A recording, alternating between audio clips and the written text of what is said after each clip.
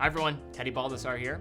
And I'm Courtney, and today we are going to be building a designer fragrance collection for $250 or less. So how this is gonna work, just some ground rules at the beginning. First with pricing. These all, when added together, we both built our own collections here. They all equaled around $250 given the prices that we were experiencing at the time of shooting this video, so don't get mad at us in the future. That's based off of 50 ml bottles.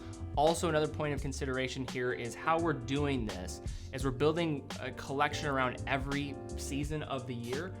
In addition to that though, also a wild card fragrance. So just some fun that we can have that can complement the rest of our collection. Nice little bonus fragrance. That's right, and we both built our own collection. So as we're going through this, pick out which one you like more. Yeah, whose collection is better? Let us know down in the comments. And as always, when talking about fragrances, this is all subjective. There's no such thing as a definitive fragrance collection, but I think these are great ways of maybe navigating how to build that fragrance wardrobe and have yourself covered in pretty much every scenario. So, wanna begin? Yep, let's get started. I'll let you do the honors first. What's your spring pick? My spring pick is Imaginary Author's Saint Julep. Spending some money off the top, that's a niche fragrance. She's already breaking the rules on the first one. But that's okay. Does it still equal out to $250 at the end? Yeah, it's like $240. All right, So she broke the rules in our first video we ever recorded, but whatever, that's fine. It's all right. This one is perfect for spring. I think this one would also work for summer, but the one I chose for summer I think is a better option. This one has sugar cube, tangerine. It's very sweet to start. Also, you get that bourbon note too, which I really like. But it also has that kind of refreshing water sugar cube scent, which gives it that refreshing feeling, which I feel like is perfect for springtime. I'm a big fan of it as well. Performance on that one? You definitely would want to overspray this. I think it's okay if you have to respray throughout the day, especially in the spring. Like, you wouldn't want something that's super overpowering. This one is not going to be that. It is sweet off the top, but... It is sweet. So this one is light, but it's also sweet and really refreshing on the skin. Perfect for a nice spring day. I think this one is great for spring. Okay, Teddy, what's your spring pick? All right, well, I actually followed the rules. I picked a designer fragrance. Mine is Encre Noir Sport. So I was not a big fan of Encre Noir, just the standard version, because it's very dense with a little bit of the woody just notes and base to that.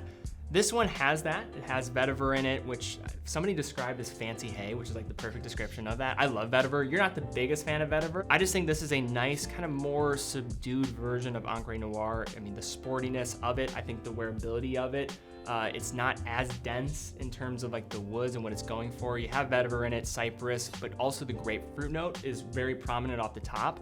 It works really well in tandem with that vetiver, and also has a mix of bergamot that's going with this one, and just kind of some watery notes that really kind of round out the fragrance. That's good for spring. Yeah, no, I think so too. And you could definitely work that in summer. I think it could be workable year round, so you might get some good versatility out of this one. I'd say it leans spring, kind of changing of the season type of fragrance, but I think it's a versatile one. It almost acts like a blue fragrance in a way where you can just wear this basically daily if you wanted to.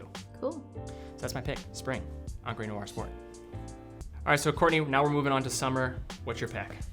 Believe it or not, cheapy, but one of my all-time favorites ever in fragrances is Abercrombie & Fitch First Instinct. I did a fragrance video one time and ranked this as #1, and everyone in the comments was super shocked, but I love this one. It's very unique, and right off the top has this very prominent melon smell, which typically isn't something that I would gravitate towards, especially for men, but I do think it's a little bit refreshing and unique, especially for a summer fragrance. Yeah, that melon, it just smells great. Also, so Abercrombie, in terms of a lot of the fragrances, are really youthful. This one is youthful, but I think it could kind of span into a higher age bracket compared to normal. I do too. Compared to maybe some of the other Abercrombie & Fitch fragrances, it is youthful, but it's also masculine in a way.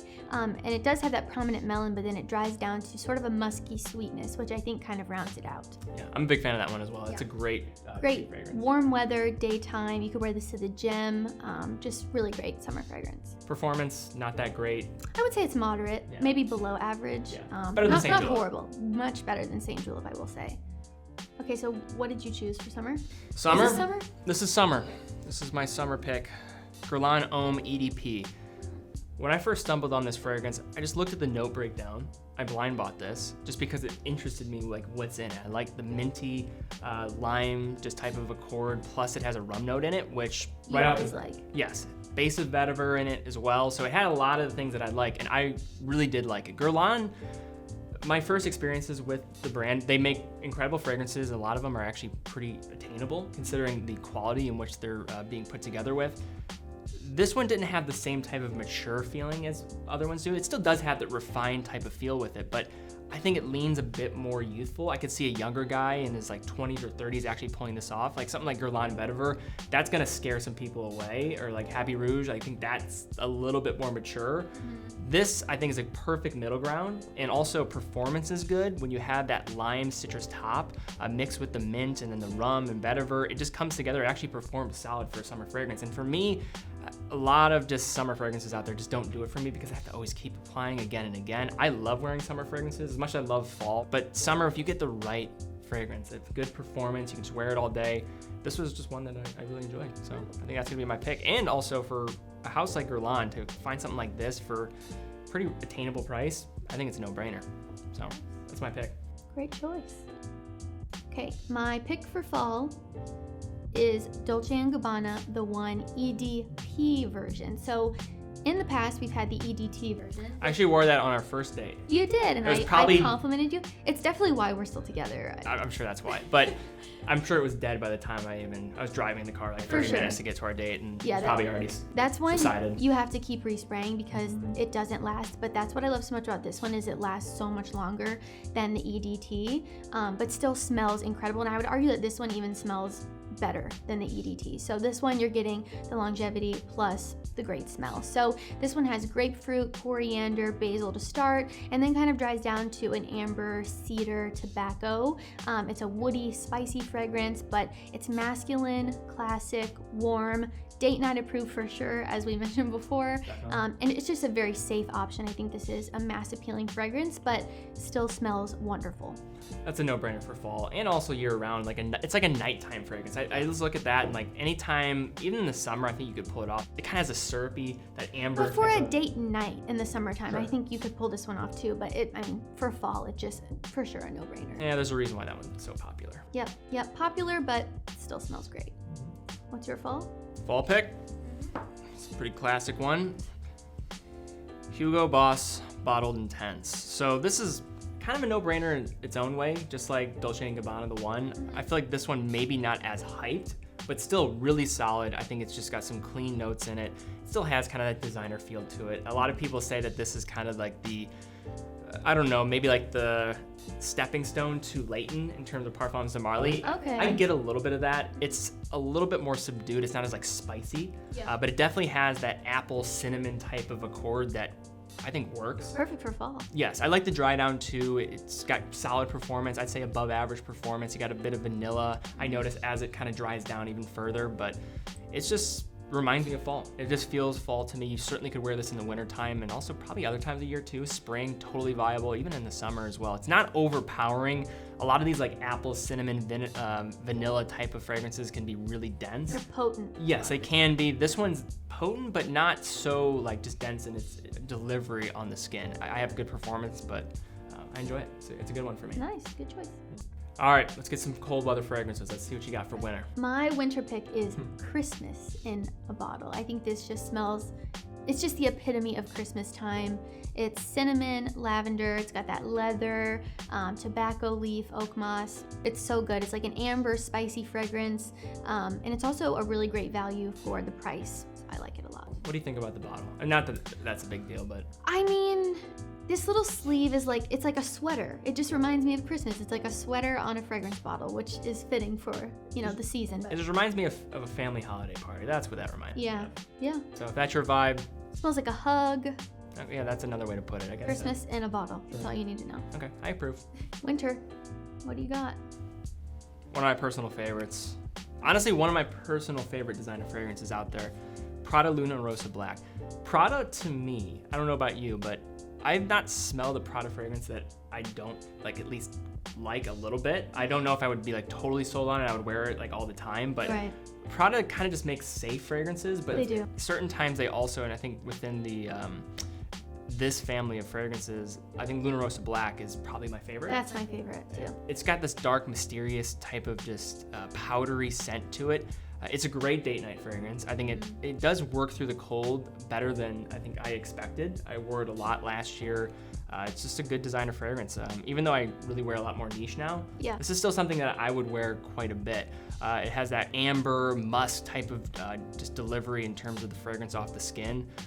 Definitely powdery though. It's not crazy sweet, but it certainly has some undertones to it. Also, you're getting a pop of bergamot off the top. It's not a citrus fragrance at all. I don't really get too much of that. It really is kind of that powdery, kind of creamy, mysterious vibe to it that works incredibly well in winter. It's sweet enough to work in the wintertime. I think, you kind of gravitate towards those more gourmand, sweeter smells in the winter. I wouldn't say that's gourmand, but it definitely has that sweetness. It's like that caramelized kind of feel to it, right? Yeah. I actually did a video reacting to fragrances, and that one was up against mostly niche fragrances, and it ranked #1. It was my all-time favorite. You act like I wasn't the mysterious hand that was putting all the fragrances in front of you and putting them in order. But I just love this one. Also, performance pretty solid as well. I'd say above average. So definitely check it out. Proud of Lunarosa Black, one of my favorites. And for all of you guys out there, it's a really safe one with the ladies. I know a lot of girls like that. I adore when Teddy wears that fragrance. So really solid choice. Now it's time for the wild cards, and I have chosen this really wild bottle, which is Moschino Toyboy. And honestly, the first time I sprayed this in the air, I was like, that's really interesting, and I can't really picture a man wearing that. But then I wore it myself on the skin. It wears so beautifully.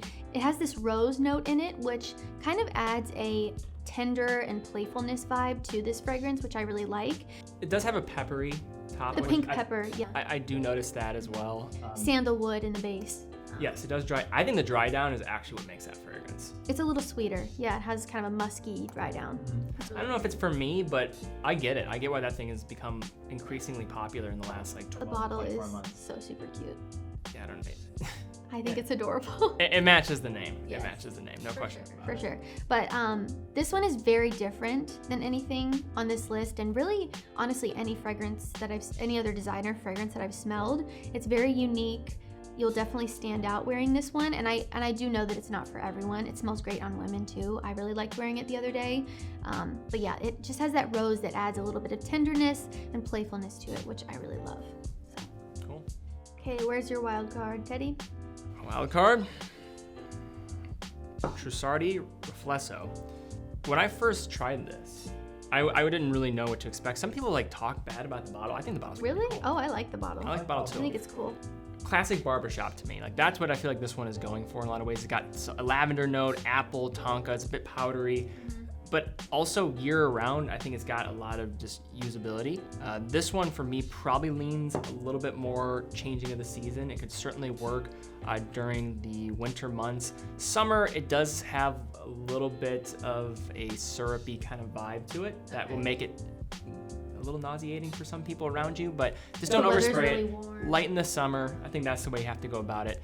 Performance is okay. I wouldn't say it's the greatest on the list, but this is kind of a wild card pick to me just because it can kind of be put in those spots where maybe you're not sure what to wear. It works most times of the year.